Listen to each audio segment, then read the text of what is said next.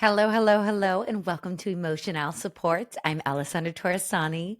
We have a fantastic episode that is not only very educational, but it is inspiring because it's something as a mom I would love to be doing. Being a founder of my very own company that was truly birthed because of something that I went through emotionally. My next guest is Stephanie Weebaum. Stephanie is the founder of GrowHappy. GrowHappy was started when Stephanie's daughter had food allergies and ended up in the ER. Decided after that she would do whatever she could do to make sure no other family felt the way that she felt. So she met with world leading allergen expert Dr. Karina Venter, who introduced her to many of the world's top allergy experts, and they created GrowHappy, allergen immunobutters that, when fed before children who are 4 years old, can help prevent allergies to the most common food allergens because they train babies' immune systems to see the food as friends rather than the enemy. It is so amazing. We get so deep into this on how she started the company and how it has just launched, and it is amazing. I've already started putting the immunobutters on things for Lady, and I'm telling you, it's unbelievable what Stephanie has created. She is a mother of three. I don't know how she does it. If you are someone who has dealt with allergens and is looking for a solution, this is the episode for you. If you are someone who is looking to be inspired and trying to figure out what is the first step to becoming a founder, this is another episode for you. I love you all so much. And thank you so much once again for being my emotional support. Well, I am so excited. Welcome to Emotional Support. I am Alessandra Torresani, and I am here with a founder, a mom, a gorgeous gal who's in her craft room with the cutest little craft door I've ever seen in my entire life. And I've just can't stop talking about it. Stephanie Weebaum. And I said her name correctly. I'm so proud because I was so nervous. Well done. Oh my gosh, Stephanie, first of all, I'm obsessed with your house and just from this one room that I see. Secondly, I am just obsessed with your story of how you became a founder of GrowHappy. And there's so much that I want to get into because I feel like allergies plague the entire world. And I think that as a mom to a now 3-year-old, it has been my high anxiety of the whole 3 years that this baby has been with me. Even in my belly, it's been something that I've thought about. And I want to get into GrowHappy, but I want to start first and foremost about you and about how you started and how you became this founder and entrepreneur. But how did you originally start? I want to get your story first. Well, first of all, I never set out to become a founder. This is just something that organically happened and just trying to solve a problem for my own family. And in the process, learned a lot and then felt like I needed to share that with the next generation of parents and even my generation of parents who are also still Yeah. dealing with it. But I was always interested in consumer brands. So I did work at a bank in the consumer group, Okay.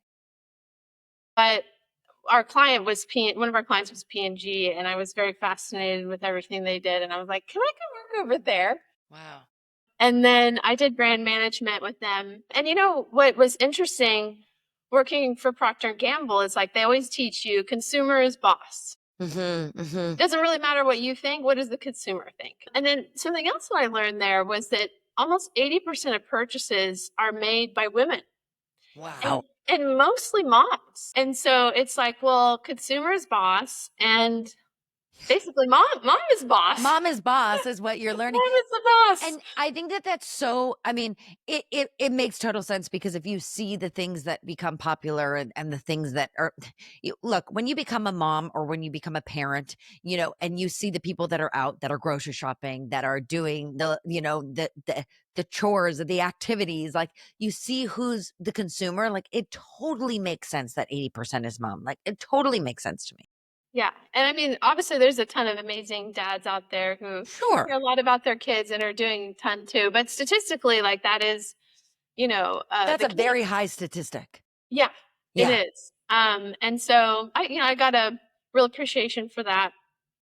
And then I went to work at Bain afterward, and Mhm. I was doing management consulting for mostly consumer good companies. And then I started having kids. By the way, this is all in London. I had Wow. three of my kids over there. Yeah, I was. I convinced P&G to take me across the pond. Wow, what an amazing experience. Yeah, it was. I look back at that and I'm like, wow, that was like so crazy and so cool that I did that. But I knew no one. I literally had a list of people on this tiny piece of paper, and anytime I met somebody who was like, "Oh, my cousin lives in London," You'd be like, I'd be check, like, let me write their name "Okay, down. what's her number?" And Yeah. and then I would like literally call these people, and be like, "Hi, I know your cousin, and I just arrived in London. Would you Wow. like to get a coffee?" And Were you now you had no kids at this point. This was when you were just that right. was like pre-kids, working at P&G, and And did you have your children in London? yes. So then Wow. I started working at Bain, and then I started having kids. I had all three of them over there.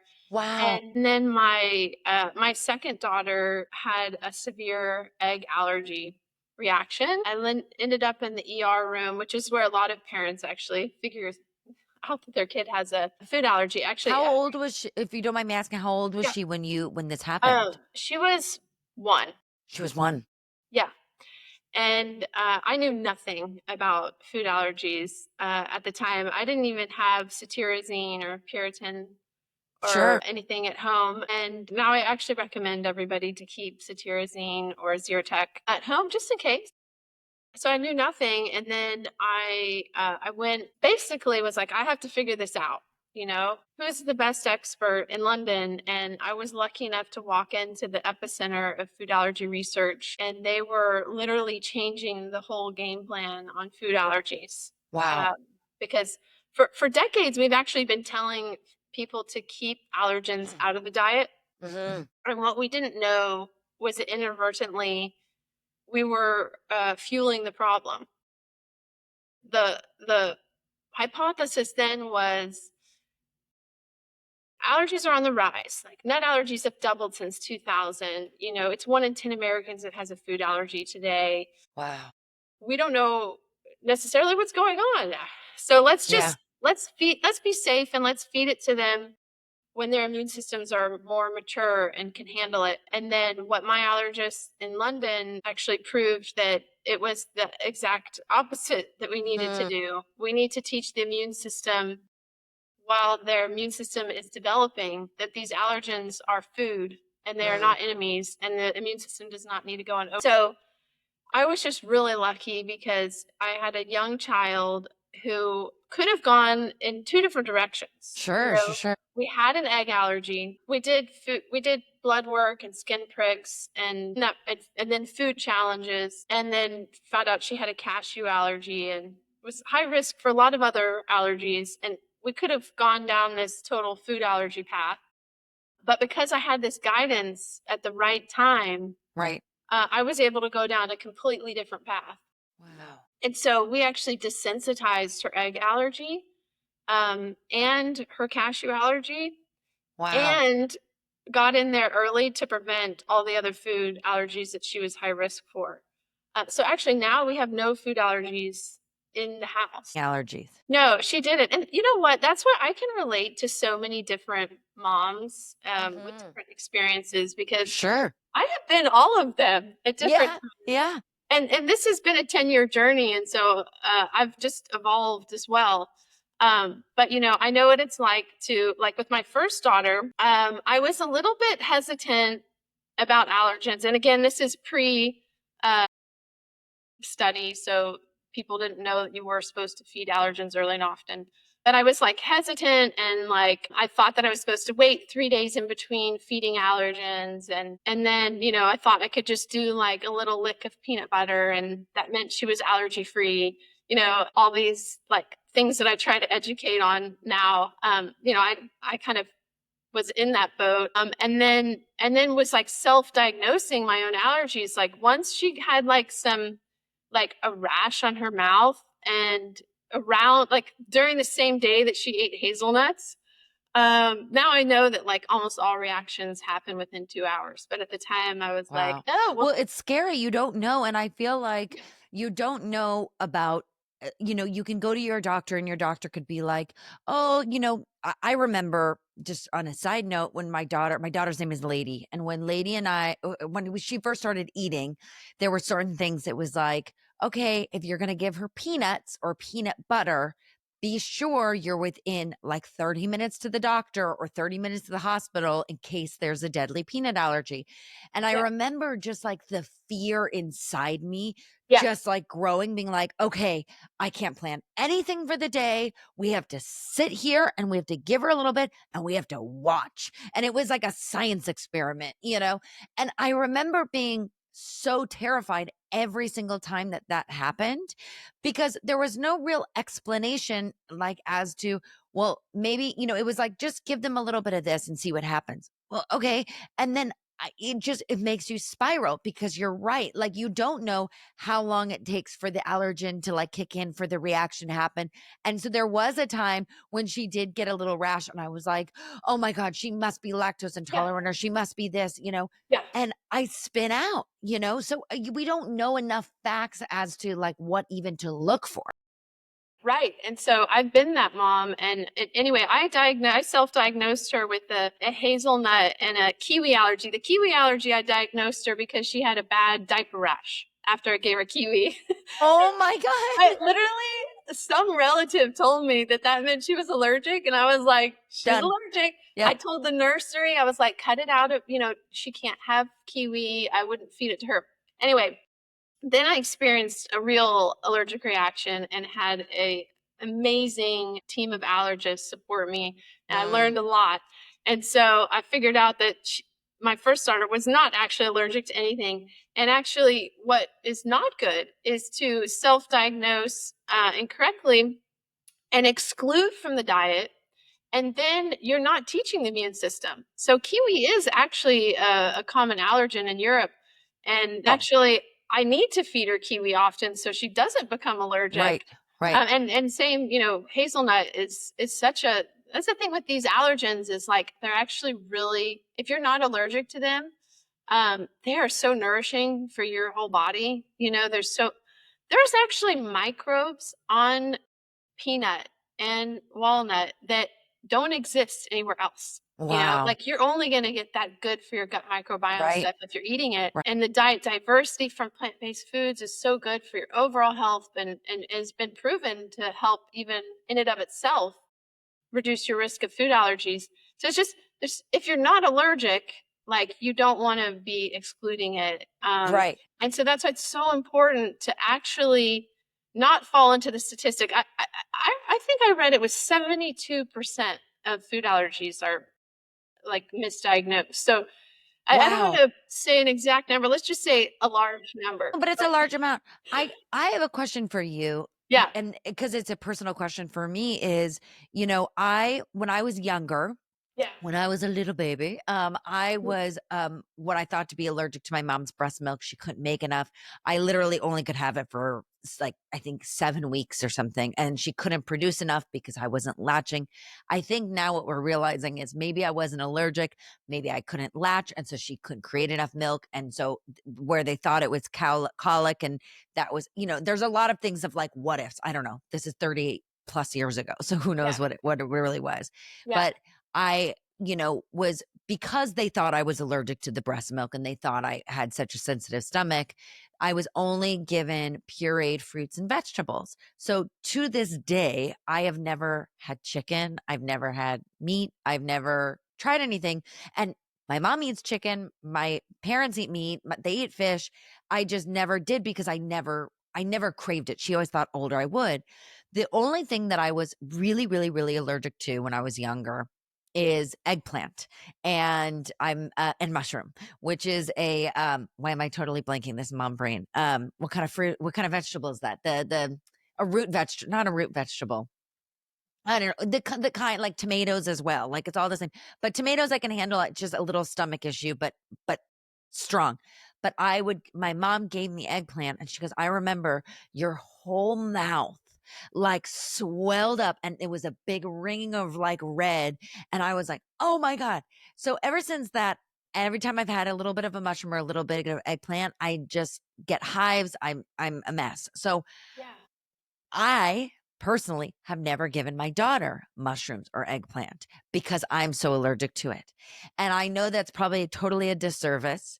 And I should because she probably is not allergic because she probably has her dad's, blood type and everything. And she's probably fine.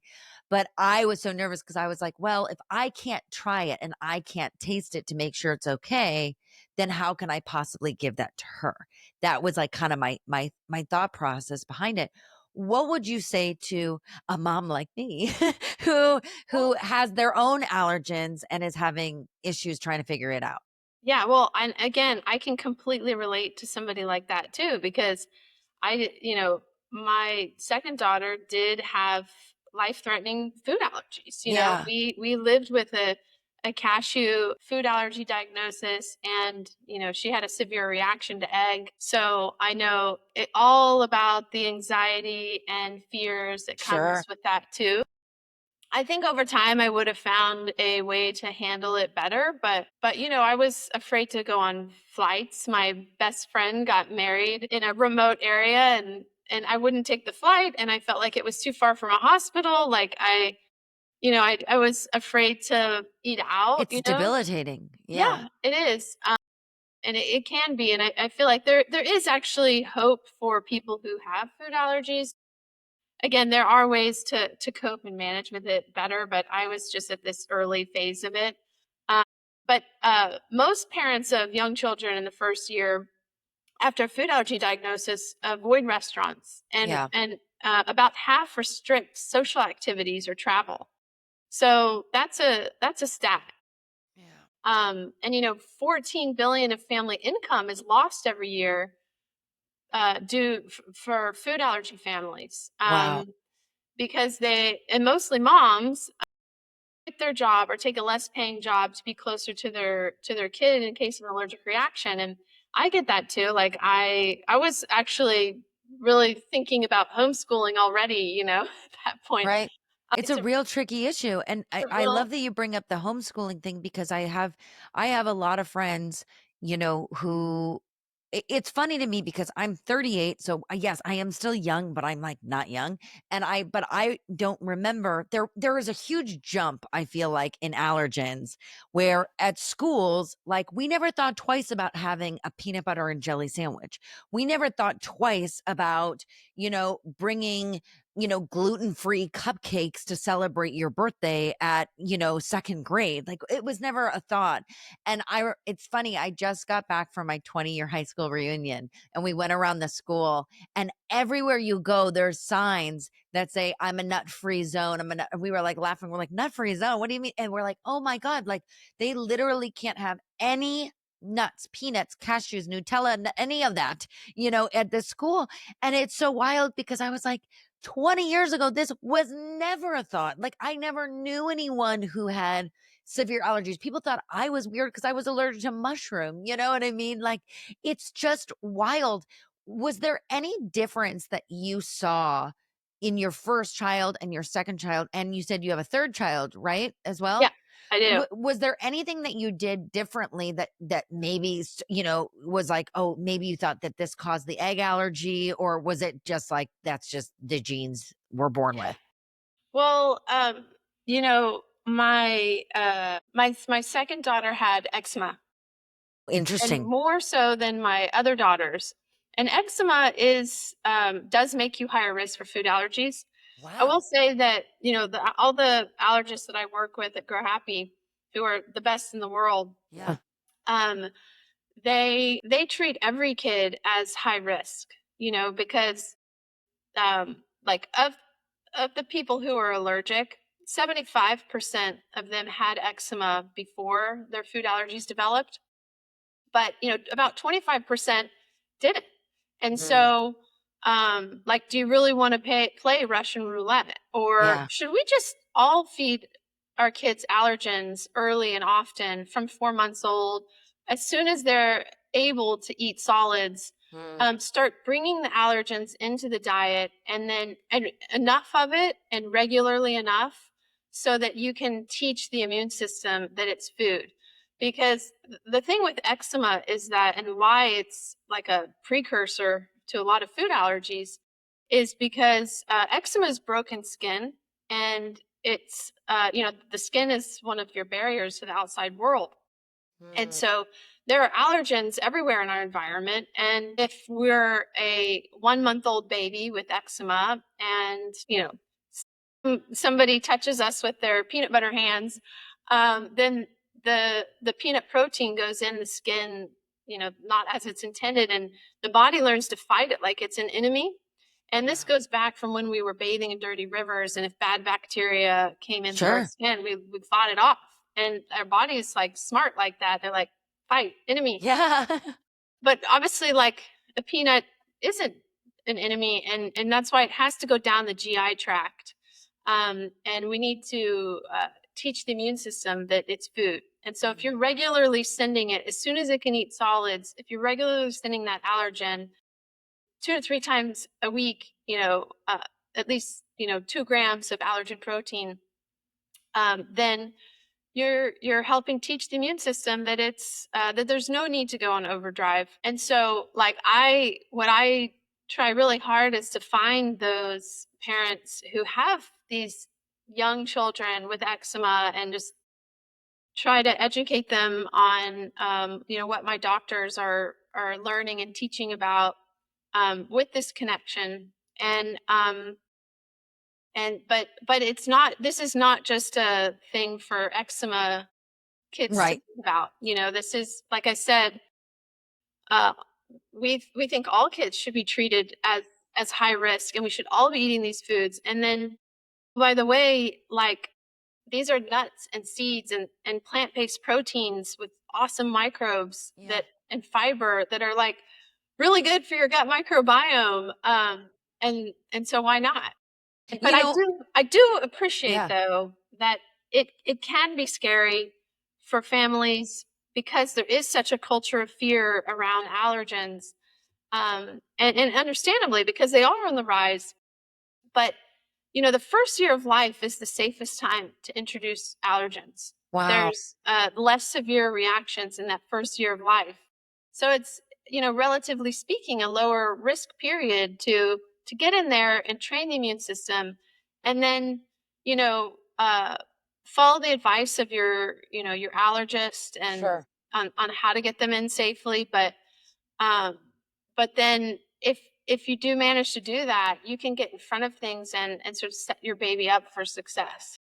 Well, it's interesting that you say the eczema thing because I have a lot of friends who adults who suffer from severe eczema. I had eczema for a very short time, so I understand how painful that can be and how literal is you feel like a leper, right? Like cuz it's all over your arm. You feel scary, like you feel like something's wrong.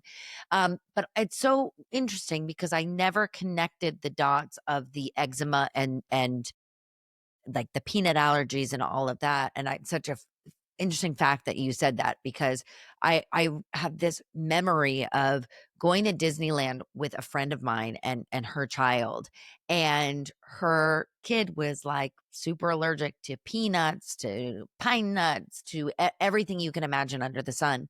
Yeah. And I remember like this kid as a baby had eczema all the time.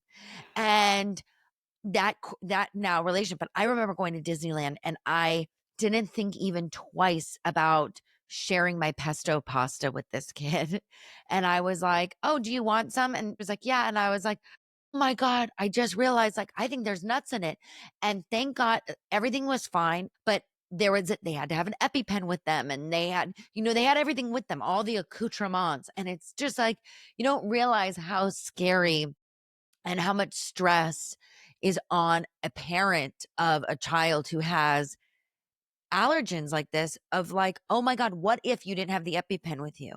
Like, yeah, okay, you're at Disneyland. I'm sure there's a doctor, but like the immediate reaction, like, what if you were in the middle of nowhere? What if you were at a wedding where there was no hospital nearby and you didn't know what to do? Like, I remember, and you had shown me some statistics with the mental health, and I'd love for you to touch on that because Yeah. it's so important for us to remember the parents as well right now.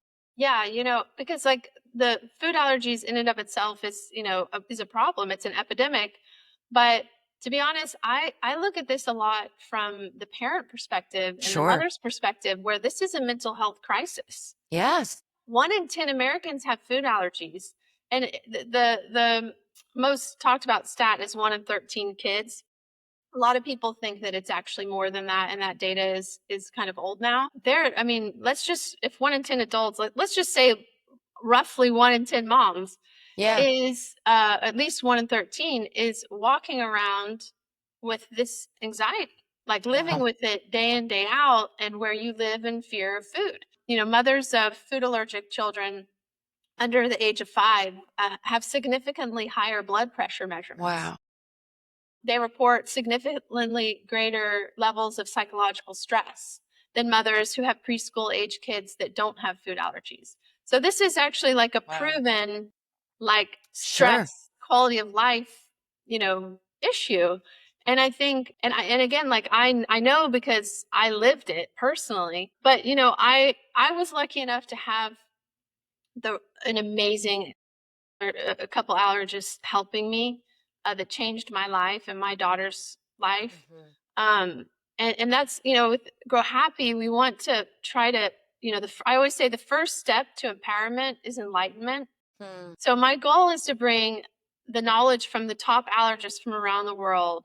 Like Sharon, she's the co-director of Stanford, Sean Parker, an asthma center, and George, he's the author of the Leap and the Eat study that actually proved that we should sorry the Leap and Eat On studies, which proved that we should eat feed allergens early and often. And that's that important study that I was telling Sure. you about Yeah. that changed like guidance for how we feed allergens now all around the world. And Dr. Karina Venter, who's the #1 dietitian in the space, and Dr. Edwin Kim, and all the Just the amazing people that best I work with, team. the Right. best team. But they, I want to bring like their knowledge to more people, and then also it's like let's make products that also makes this a little bit easier to feed these Of course. allergens. And Yeah. I mean, so I had this amazing influence in my life, this expert, which gave me the courage to take that different path. Mm, mhm. And so Yeah. like I was suffering that mental health crisis. I quit my job. I was afraid of anybody else to take care of my kid, like all that we talked about. But somehow for me, it turned into fuel of like, Mm. well, am I going to just accept this or am I going to find a solution? And like, because I had this amazing person guiding me, I felt like that we could. Yeah. And, it took a year, but we ate incremental amounts of egg and degrees cooked. We did this egg ladder. We got rid of her severe egg allergy in a year. It's amazing, right? And then with her cashew allergy, she's one of the first humans you can actually cross desensitize and with pistachio.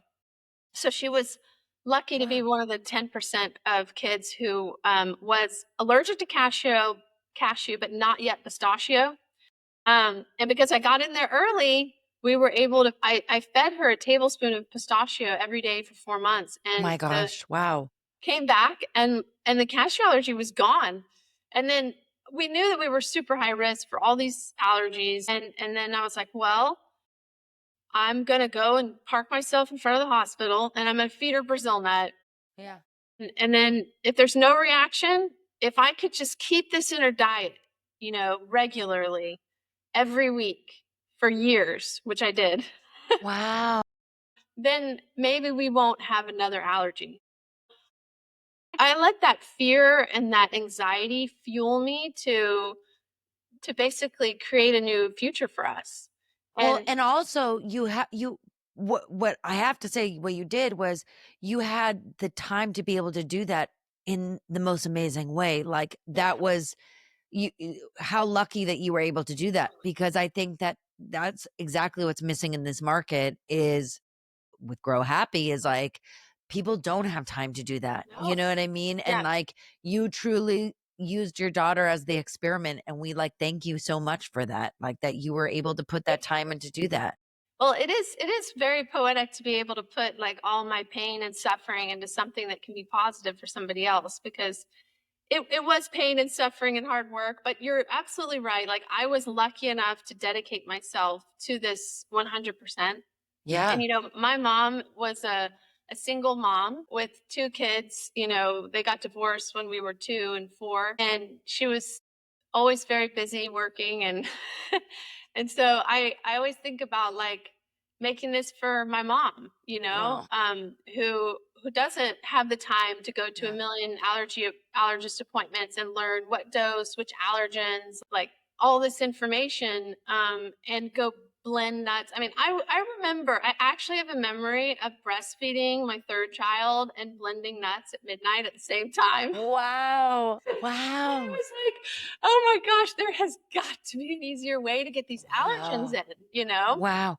Did And speaking of breastfeeding, like just to go back like a yeah, little bit in the story, did they ever tell you, like the doctors or the allergen specialist, did they ever share with you, when you had your third, that you should be eating maybe the certain nuts and stuff that somehow goes through the breast milk and gets to the baby, or is there no correlation there? I'm glad you brought that up because I love myth busting. And I wish Karina was here, because Dr. Karina Venter is the worldwide expert on maternal health and outcomes to like food eczema and asthma outcomes for Okay. children. And she knows a lot about breastfeeding. And your question was, if you eat the allergens, is that enough to like go through the breast milk? Was that Yes. your question? And Yes. the answer is no. So breastfeeding is overall, recommended for, the health of kids. Of course, not everybody can do it, Yeah. but feeding allergens to, and then like it going through the breast milk is not enough. And we always look at the LEAP and the eat on studies as references, like how much to feed. Sure. And in a LEAP study, it was 2 grams of peanut protein, Wow. and they took kids and they split them into 2 cohorts, and they were all egg allergic eczema babies, and so they were high risk to get the peanut allergy. And half of them they fed 2 grams of peanut protein three times a week, and the other half they excluded peanut from the diet. Wow. And those that fed the peanut, and this was over a 5-year period, they reduced their risk by 80% Wow. of getting a peanut allergy. And again, this is the LEAP study that sort of changed everything Sure. in allergies. And Sure. actually, the author of that is on my team. Oh, One of the wow. authors. And then can I ask you, as a mom who's, I mean, there are so many ideas that I always have floating around and so many things that I want to do. And, as a founder, and I never seem to find the time to even do anything, how did you, literally anything, how did you find the time and what was the first steps to become a founder in that company? Well, again, first this started off by like I was like, how do I make sure my kid does not get any more food allergies? Huh. How do I get rid of this egg allergy? How do I get rid of this cashew allergy? How do I keep it up? How do I then I had my third kid, who, by the way, from 4 months, as I'm soon on as one. I don't know how you're doing three. I know. You actually like grow with it. Yeah. But my third one, I was like, well, here we go. I'm going to get in there early. I'm not going to let this happen to me again. Uh, it was a very stressful period feeding all my kids all these foods, um, but it was so empowering. And like I know what it's like to live in fear of food, and then I know what it's like to find food freedom. And that was such a transformational, life-changing event for me, Right. that it created this like passion. I'm out of the woods Yeah. ish, like I'm still Sure. keeping them in my diet, but like, I know so much. Do I just like go get a job doing law, or like, and I tried to kind of move on and think about something else, but then Yeah. I couldn't think about anything else. I just kept thinking like how to make this easier, how to do this better, how to bring this information to more families. And it just absolutely consumed me. Mm. And then I thought, well, I'm the only way I'll ever be able to, I either have to do this or move on. And then I tried to do it at first with my own money and basically didn't make any progress really in a couple of years. And I'm like, it felt like a lot of money to me, Yeah. but Yeah. it just wasn't enough to start a business. So then I said, okay, well, I guess I'm going to have to figure out how to make an investor deck. Sure. And Sure. I still remember Googling like How to make an investor how deck. to I make an know. investor deck. Like it's hard. Yeah. Eventually I put this deck together and I went out and I managed to raise money from these amazing funds and angels who believed in the vision. And I had literally just a PowerPoint deck. I didn't even have a finished product. And then we were all like on the same kind of vision path. And then I just got to work, and over the past year and a half or so, ha- built GrowHappy and launched the website. We just launched for open for purchase a few weeks ago, Wow. and it's been amazing. Like all this hard work, and somebody the other day said, like, what was your favorite part? Was it like doing the formulas? Was it this or that? And I'm like, my favorite part is right now because I get emails from nurses all over the country, and honestly, outside of the US, Yeah. allergists and nurses, and they're like, "Oh, I have this family, and I want her to feed allergens early and often, and I found you, and now I'm recommending you every day, and can we have some samples in the office?" And I'm like, "Yes, like Yeah. I made Go Happy for amazing people like that who Sure. are trying to guide people into food freedom. And then also, I made this for families to make feeding allergens easier. And you have no idea how much it means to me when, like, I'll get an email from somebody who's like, I love your products. It makes my Mm. life so much easier. There's so much Yeah. to navigate. And now I feel like I have a source of truth. It's all that hard effort and that work that you put in to try to help and save your baby. And then here you are helping and saving other people's babies. And it's truly, you are going to help so many parents out there because it's so scary. And that's the one thing that people always say to me when I have friends who are, having babies, who had babies after me. They're like, oh my gosh, what did you do with the peanuts? Like, what did you do? Like, we're so scared. Like, it's a fear that is literally put into your brain when you're pregnant, that Yeah. you think about this, And it's like, we have this intrinsic interest to protect our child Yeah.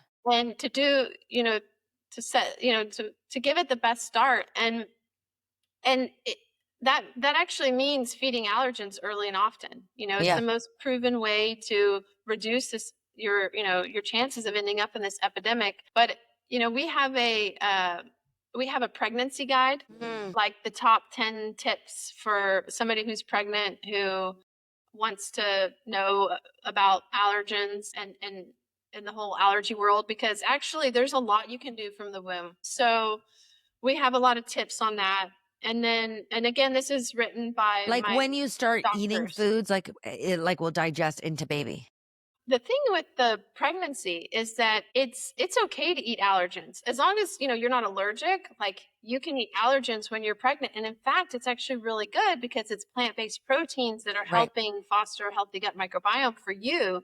And then ultimately, one of the first gifts you give your baby is the gut microbiome. And so, like, it's all actually, a lot of our tips about pregnancy are about gut microbiome. And then, we just sort of myth bust a few things. Like, whether or not you ate allergens during pregnancy is not so far been shown to reduce or increase any kind of allergy outcome in your child. And then we also have the Ultimate Feeding Allergens Guide. And I love this guide. And actually, I just want to say that the day before I had to type this whole guide up with the doctors, and I've been working on it, and I had to type it up. Um, I had broken my finger. No. and I still Not the typed best that thing timing. out. I was like, people need to know. Yeah. And so I'm very excited to get that guide out to as many parents as possible. They can get some very information early on in this like critical time period, because like your child's immune, just like your brain is developing, in those early years, like your immune system is developing, and like your body is learning whether or not to become allergic to things. And there are ways that you can actually significantly improve your outcomes. So I want everyone to know this information, and also to give them a little bit of guidance on how do you do that first feed, and like what are the signs and symptoms to look Yeah. out for. And Because you're right, there is not a guide. Like I said before, when I went to the doctor, they were like, "Well, give a little bit of peanut butter and be close to a hospital in case." It was not really, "Here you go. Here's what you should be doing. Follow this like step-by-step guide," and it's scary. It's really scary.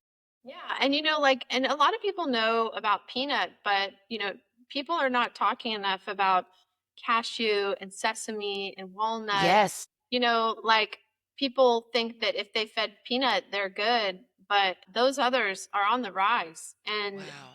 like, they are, often go with lifelong diagnosis if you don't do something about it. But another thing I do on my website is that my immunonutrition team, all the doctors that I work with, they're leading the most important studies in prevention and treatment. Mm. So, I put a little bit of information up there about their studies for people to like learn a little bit more. But I encourage families to, check out our pregnancy guide, check out our feeding allergen guide, and then also like go talk to your allergist about, if you think there's a food allergy, go check it out and see if it Yes. actually is. If your baby is high, like if you're high risk with, early onset, persistent, slow to treat eczema, go talk to your allergist Mhm. and figure out how to safely get allergens into the diet, and how to control the eczema. Like, Absolutely. go talk to an allergist, because it is important. Is the actual Grow Happy product? Can you explain a little bit what the actual product is? Yeah, of course. So it's for now we have 5 flavors of nut. They're like nut and seed butter based snacks. One is peanut, cashew, walnut, sesame, and egg, and each of those has 2 grams of those allergen proteins in there. Okay. And each one is also mixed with 2 to 4 unique fruits and vegetables. Okay. So if you eat the 5 flavors, you're actually getting 16 plant-based foods across the Wow. five. So, with Dr. Venter on our team, we really care about diet diversity and gut microbiome. So, it's about teaching the immune system about that specific allergen protein, but it's also about fostering this healthy gut microbiome through diet diversity. Um, and we take a real food approach. So these are nut and seed butters. They're not powders. We're not into powders because we feel like they over medicalize this world. We're trying to warm families back into like eating allergens and treating it like food. And so it's all real food. And also we believe in like not just taking a defatted walnut flour. Like, we want to ground up that whole walnut and all of its goodness and feed that. And like, Yeah. by the way, when you do that, you teach your kid the taste of walnut, and then your baby's palate is learning to love that. Sure. So that like my kids, when they come home from school, they grab a handful of cashews or walnuts. And, like, they like the way it tastes. Yeah. you It's know, yummy. it's yummy. It's yummy. But and our butters are yummy because they are mixed with fruits and vegetables. And so like, our peanut blueberry is so Which good. sounds And delicious. And do you ever eat these snacks yourself? yes, I I would do. just be like sitting there eating them all day long. Yeah, and like I'm like yes, if your baby's starting solids 4 to 6 months, it's a great time to get started. But you have a 1.5-year-old, you have a 3-year-old. Honestly, you're pregnant and you want to like get some more diversity in your diet. Like these butters are ageless and endless, like, Yeah. any age can eat it, and also, like, they go in yogurt, they go in smoothies. You can put 2 of them together on toast, Mhm. there's so many ways to eat them. So many ways to incorporate it. Well, I have to tell you, I think what you're doing is so amazing and it's so inspiring. And I also just love, like, as a mom, we have a mutual friend that introduced us, and she always introduces me to the best, best, best women in the entire world.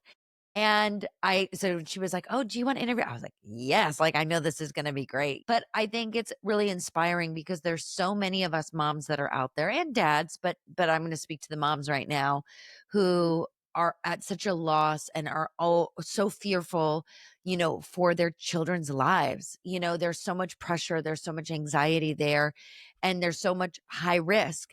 And you don't want to ever show your kid that you're stressing out and like losing your marbles over something, so you internalize that, and then you like completely like lose it basically. So to know that there is someone out there that's looking out for your kid, that's going to maybe help out with one of the 100 million issues that you're dealing with right now, you know what I mean, but can put you at ease. Like, I know that's going to, while I never, knock on wood, didn't have any severe allergens issues with my daughter, I have very close friends with babies that I saw how terribly, terribly, terribly they dealt with these and how debilitating it was for them. And it continues to be. I mean, even the 3-year-olds that I see, another friend of ours, we were at an event and lady grabbed an acai bowl and just like started eating it. And she had to tell, her child, she's like, "Oh, no, no, you can't have one because it has nuts in it," and you don't even I wouldn't even think twice about lady just like putting something in her mouth, but then I see my friends who are suffering and are still going through this, and the heartache that they go through every day of like, we can't go here, we can't do that, they can't experience the same life that I feel like other people are. And so this is a great way to Yeah. keep it moving. And I would say for those too that are, have children with food allergies, like they should definitely seek out really good allergists because there are a lot of treatments out there now. And we're living in a different world where a lot of people are getting diagnosed and moving right into treatment options. Right.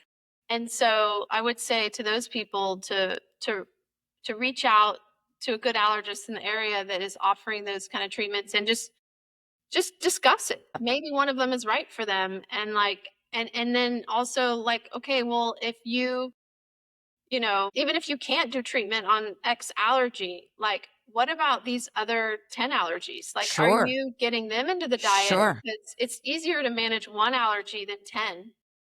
So then like talk to your allergist about how to like get the ones you're not allergic to in.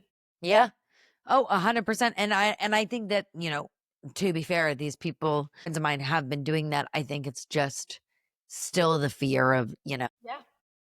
it's constantly going to be in you. And I think that also, a lot of the solutions like are also scary, you know what I mean? That seeing their kids, I just remember seeing a picture of a friend of mine, and their baby had to do the prick test in the back, and seeing all the red and all and it's just like, it's so, you're just like, oh my God, this is like a little human, like they shouldn't be, like, it's so Yeah. sad, it's so heartbreaking. And then yeah, and with the skin pricks, like, if you're with an allergist, they'll hopefully do the skin pricks, do the blood work. In our Yeah. scenario, we had borderline results with both of those things.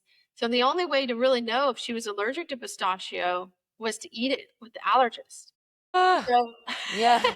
so then we did a food challenge on pistachio, but that opened a whole door for us because Wow, she which is didn't react. wonderful. And then we were able to use that allergen to get rid of the cashew. So, Yeah. like, I was lucky enough to have a great allergist who was like, let's do skin pricks, let's do blood work, Yeah. let's do a food challenge, Sure, which sure. is right for some, not for others, but we were able to give it a go and then that turned everything around for us. There I is think hope. there is lots of hope, and I love your company. before I ask you my final question, I'm really excited. We're going to be doing a giveaway of one of your bags that was from your event, and it's going to have Grow Happy in it. It's going to have something from Bumpsuit. I have a whole list of things that's in it, so I'm very excited for that. So everyone needs to be sure to follow Grow Happy and follow Emotional Support Pod, and I'll announce the winner when this comes out. So I'm so excited about that. But I'm going to ask you, Stephanie, my final question that I ask everyone on this podcast. What is your emotional support Oh, so that's like, thing? It could be a physical thing, it could be someone in your family, it could be whatever your heart desires. do you know what? I love hugs. Oh, I love that. I love a good hug. So, hugging my kids or, a friend, a hug goes a long way for me. I've never had a hug be an emotional support, and I think that's my favorite answer so far because it's so true. Like I forgot what like kid character sings like 4 hugs a day or something. Or no, 4 hugs a day. Maybe it's like more than that, but like you need a certain amount of hugs a day, And it's like it's so true. Like when you get a good hug from even someone that you don't even know that well, it's like, oh, it feels like really like, oh, I'm seen and I'm heard. Like I absolutely love that. 70, is there anything else that you want to add about, Grow Happy or your story that I maybe missed out on that we can finish out on? If not, Oh, well, you're so nice to ask. Well, I haven't said the website, which is oh yes, please. letsgrowhappy.com. Let's grow LETS happy.com. Yes. And I will have growhappy.com. all And yeah, I made this company to support families. So I hope I can support some of your listeners and reach out to me. I literally go through all the emails myself. So I love that. I'm here if you need me. Oh my gosh. Well, thank you so much, Stephanie.